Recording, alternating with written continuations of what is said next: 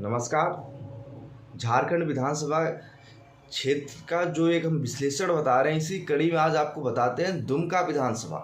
दुमका विधानसभा झारखंड की राजनीति में सबसे चर्चित विधानसभा है, क्योंकि यहाँ पे 40 साल के बाद, मतलब जब देश में आपातकाल 1975 में लगा, 77 तक लोग जेल में गए, उसके बाद जो कांग्रेस के विरोध में जो एक लहर उपजी थी, अगर उसका सबसे फायदा किसी ने उठाया तो प्रोफेसर स्टीफन मराड़ी ने उठाया, झारखंड मुक्ति मोर्चा के।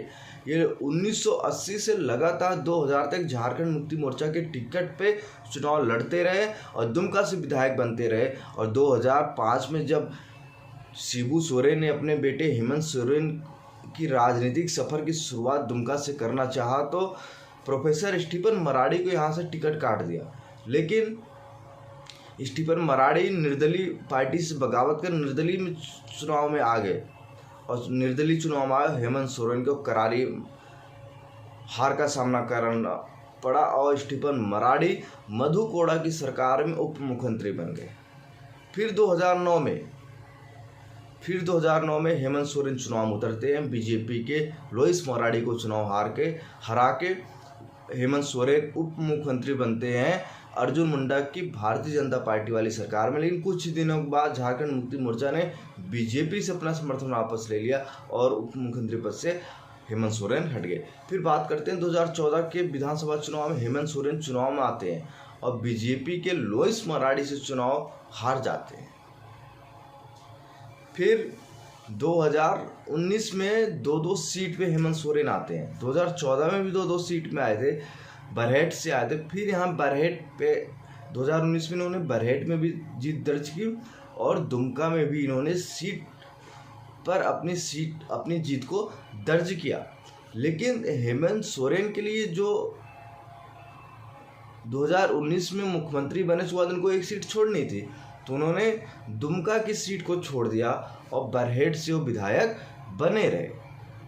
दुमका से फिर जब उन्होंने सीट को छोड़ा तो उनके भाई बसंत सोरेन यहाँ से विधायक चुने गए 2020 के उपचुनाव में। फिर वो चंपई सोरेन की सरकार में मंत्री भी रहे। लेकिन सबसे बड़ी बात है कि हेमंत सोरेन को दुमका से बहुत डर लगता है, क्योंकि हेमंत सोरेन को दुमका ने कभी दोबारा नहीं चुना लगातार, इसलिए हेमंत सोरेन ने दुमका को नहीं चुना और बरहेट से सिर्फ एक सीट से इस बार चुनाव लड़ रहे हैं। लेकिन सबसे बड़ी बात है कि जो दुमका सीट है वो जेएमएम का एक गढ़ कहा जाता है। 40 साल तक आप कह सकते हो कि हेमंत सोरेन दुमका जेएमएम का गढ़ रहा। लेकिन सबसे बड़ी बात है कि जब दुमका से प्रोफेसर स्टीफन मराड़ी को हटा दिया गया, जब प्रोफेसर स्टीफन मराड़ी को वहाँ से हटा दिया गया तो जेएमएम वहाँ से हार जाती है, हेमंत सोरेन वहाँ से हार जाते हैं।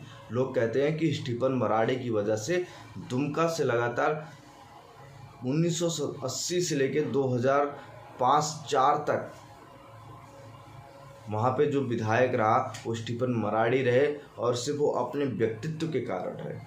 आज़ादी के बाद से जब परिसीमन हुआ सीटों का 1952 के बाद 1957, 1962, मतलब जब परमिशन हुआ तो झारखंड पार्टी ने जबरदस्त जीत दर्ज की। मतलब सिर्फ एक बार बीजेपी जीती है और एक बार भारतीय जनसंघ से लोग जीते हैं, उसके बाद यहाँ पे कोई भी पार्टी नहीं जीत पाई है।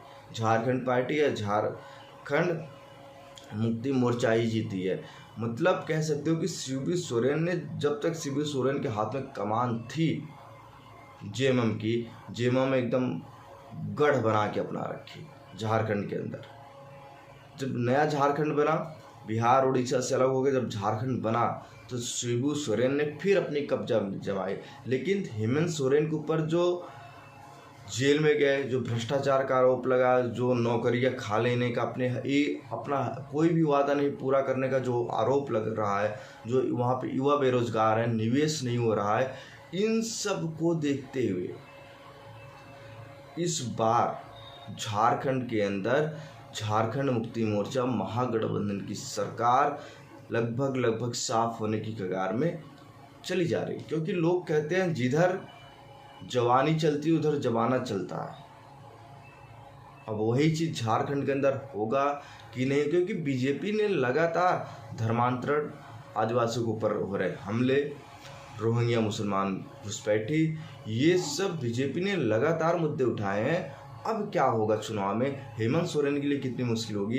दुमका से बसंत सोरेन जीतते हैं कि नहीं जीतते, ये बहुत ही दिलचस्प है, क्योंकि बीजेपी ने लोइस मराड़ी को फिर से टिकट दिया है और कभी जेएमएम 2005 बाद लगातार झारखंड में नहीं जीती है, क्योंकि दुमका बसंत सोरेन ही नहीं, हेमंत सोरेन के लिए इज्जत का सवाल है, इज्जत की सीट है।